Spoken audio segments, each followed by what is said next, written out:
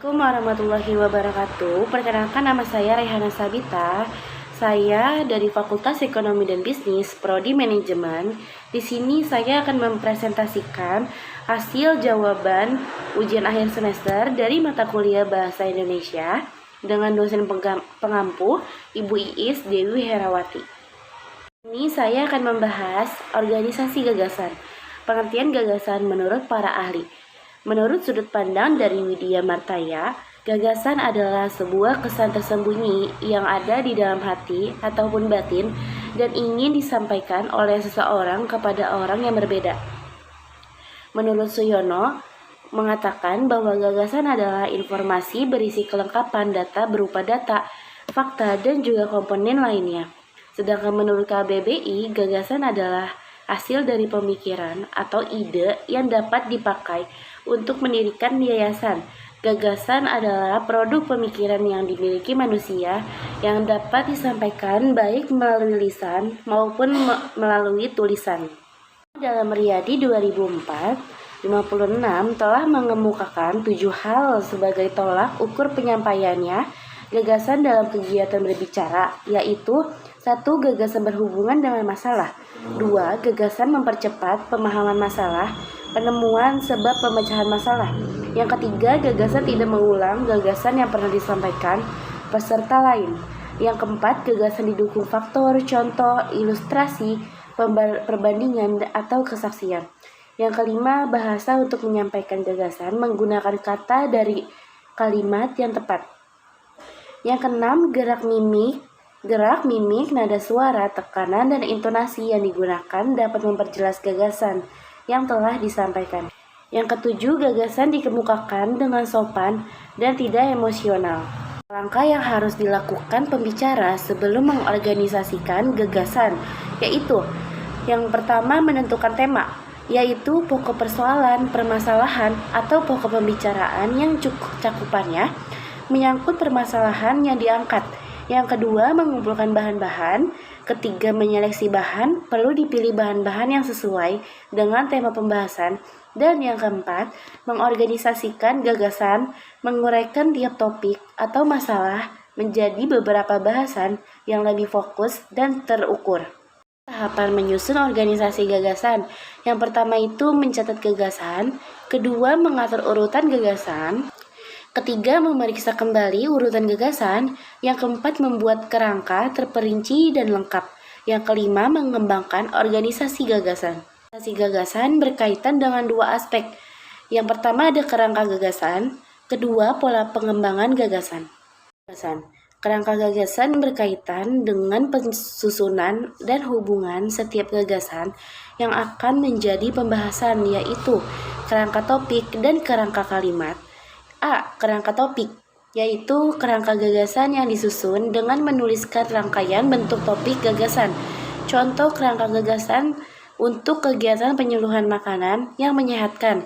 Judulnya yaitu sayuran hijau meskipun murah meriah tetapi menyehatkan. Konteksnya, sambutan yang dibawa oleh Ketua PKK di depan ibu-ibu PKK tingkat kelurahan. Kerangka, pembukaan pengertian sayuran hijau, kandungan sayuran hijau, manfaatnya, cara buatnya, dan penutup. Akan saya bacakan. Assalamualaikum warahmatullahi wabarakatuh. Hadirin yang saya hormati, pertama-tama marilah kita bersyukur kehadirat Tuhan Yang Maha Esa. Atas izin dan nikmatnya, kita dapat hadir dalam rangka pembukaan pelaksanaan program penyuluhan warga Durian Runtuh. Makanan yang tidak asing yang menjadi makanan sehari-hari orang Indonesia sejak dahulu kala, sederhana ini mengandung vitamin yang cukup tinggi. Salah satunya adalah protein. Protein adalah zat pembangun yang sangat dibutuhkan oleh tubuh kita di dalam sayuran hijau, kaya akan karotenoid yang dapat mengatasi radikal bebas. Mengandung vitamin yaitu A, C, dan K yang bermanfaat bagi pembekuan darah dan pembentukan tulang. Selain itu juga mengandung unsur mineral diantaranya zat besi, zat kapur, magnesium, dan fosfor. Manfaat bagi kesehatan, sayuran hijau juga dapat membantu kita menghemat pengeluaran.